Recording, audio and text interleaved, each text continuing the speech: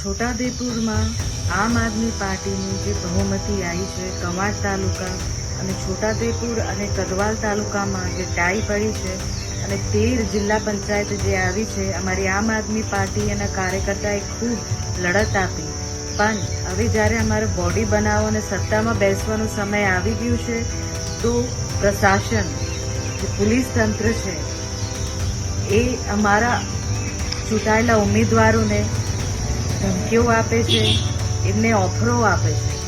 તો હું આટલું જાણવા માંગુ છું કે આ જે પોલીસ પ્રશાસન છે એમના નામો પણ મને ખબર છે, કોણ કોણ આવેલા અમારા ચૂંટાયેલા સભ્યો પાસે.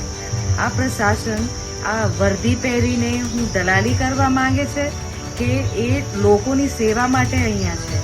અગર એટલી દલાલી અને રાજકારણ રમવાનું શોખ હોય તો તમે વર્દી ઉતારીને જાતે ચૂંટણી લડો.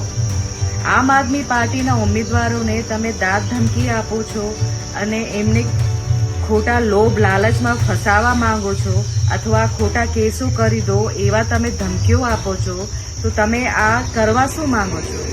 અને કોણ કોણ પ્રશાસનમાંથી અને ચૂંટાયેલા પ્રતિનિધિઓ પાસે આ પોલીસ ખાતામાંથી ગયા છે એ અમને નામો ખબર છે, અને ટાઈમ આવશે અને અમે ખુલાસો આપીશું અને એમની વર્દી ઉતરે એવું અમે ચોક્કસથી ફરિયાદ કરવાના છે. તો તમે ચેતી જાઓ, બીજેપીના તલવા ચાટવાનું તમે બંધ કરો.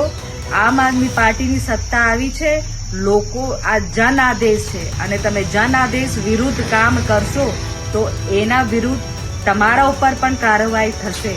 તો હું એક નમ્ર વિનંતી કરું છું કે જે પણ આ ષડયંત્રમાં બીજેપીના જે દલાલો છે આવીને અમારા ઉમેદવારોને તોડવા માંગે છે કે એમને ધમકાવે છે, એ ચેતી જાય, ને તો એમનો વારો છે. ખૂબ ખૂબ ધન્યવાદ.